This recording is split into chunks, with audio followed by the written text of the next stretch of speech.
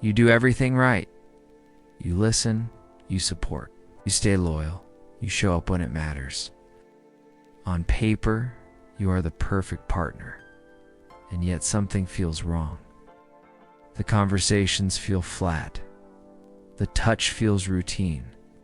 The spark that once made your heart race now feels distant, almost forgotten. You start asking yourself questions you never imagined you would ask. Why does it feel like I'm trying so hard, yet getting less in return? How can love still be there, but desire slowly disappear? This is one of the most confusing and painful experiences in relationships, because no one prepares you for it. We're taught that being good is enough, that kindness, consistency, and sacrifice automatically keep attraction alive. But what if that belief is incomplete? What if the very things that make you a good partner are also quietly weakening desire? In this video, we're going to talk about a truth that most people avoid, not because it's cruel, but because it's uncomfortable. This is not about blaming anyone. It's not about encouraging toxic behavior, manipulation, or emotional games. And it's definitely not about cheating or disrespect. It's about understanding how desire actually works beneath the surface of love. Because love and desire are not the same thing. Love seeks safety, closeness, and reassurance. Desire, on the other hand, feeds on energy, space, and emotional tension. When relationships become too predictable, too comfortable, and too emotionally merged, desire doesn't explode, it slowly fades. If you've ever wondered why passion can disappear even in healthy, loving relationships, this video will help you see it clearly. And by the end, you may realize that sustaining desire isn't about being less caring. It's about being more alive. Most people don't realize that becoming a good partner often comes with an invisible cost. You start prioritizing harmony over honesty, comfort over curiosity, and peace over presence. Slowly, you become predictable. You are always available, always agreeable, always emotionally present. While this creates safety, it also removes uncertainty, and uncertainty is one of the core ingredients of desire. Desire is not logical. It doesn't grow because someone is always there. It grows when someone chooses to be there. When your presence feels guaranteed, it loses emotional weight. Over time, the relationship shifts from excitement to routine. And what once felt magnetic now feels familiar in a way that no longer sparks longing.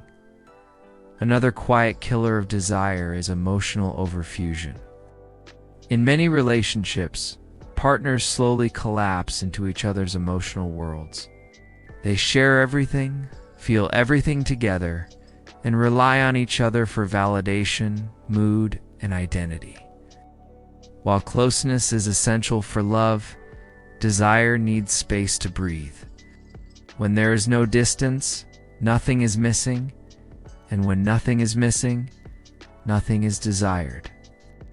Think about the early stages of a relationship. When you didn't fully know the other person, when silence created curiosity, and absence created longing. Desire lived in those gaps. As those gaps disappear, desire often disappears with them. There is also a painful but important distinction between being nice and being attractive. Many people confuse the two. Being nice often means avoiding conflict, suppressing needs, and constantly adjusting yourself to keep the other person comfortable.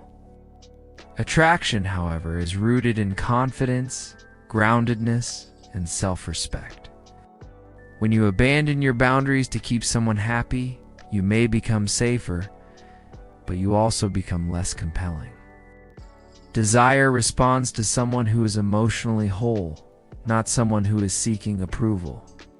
When your sense of worth becomes dependent on how your partner feels about you, attraction slowly drains out of the relationship. As time goes on, many couples unknowingly lose the polarity that once made their connection exciting. Desire thrives on contrast, on differences in energy, emotional roles, and expression. When both partners become emotionally similar, overly cautious, and equally predictable, the dynamic flattens. Passion doesn't survive sameness.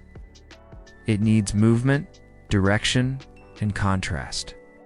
This doesn't mean rigid roles or outdated ideas. This means maintaining a dynamic where both partners still feel challenged, intrigued, and emotionally awake in each other's presence. What actually sustains desire in long-term relationships is not perfection, sacrifice, or constant availability. It's individuality. It's having a life, purpose, and emotional center outside the relationship. It's allowing mystery to exist instead of trying to eliminate it. It's being present without being needy, connected without being dependent, loving without losing yourself. Desire grows when both people feel free, not fused. When you stop trying to be the perfect partner and start being a grounded, alive, emotionally self-contained human being, attraction doesn't need to be forced. It naturally returns. At the end of the day, being a good partner truly matters. Kindness, loyalty, and care are the foundation of any healthy relationship, but they are not the fuel that keeps desire alive. Relationships don't usually fall apart because people stop loving each other. They fall apart because the energy between them goes quiet. Passion fades not from conflict, but from emotional stagnation. When everything becomes safe, known, and predictable, the relationship may survive, but it stops feeling alive. Desire needs movement, individuality, and a sense that both partners are choosing each other, not simply existing together. And the moment you understand this, you stop blaming yourself or your partner, and you start seeing desire as something that can be understood, not chased. Now, I want to hear from you. Have you ever experienced a relationship where love was still there, but desire slowly faded? Did this video help you see why that happens? Share your thoughts in the comments. Your experience might help someone else feel less alone. And if you want more honest, psychology-based conversations about love, attraction, and human behavior, make sure you subscribe to the channel. This isn't about quick fixes or empty motivation. It's about understanding yourself and your relationships on a deeper level. I'll see you in the next video.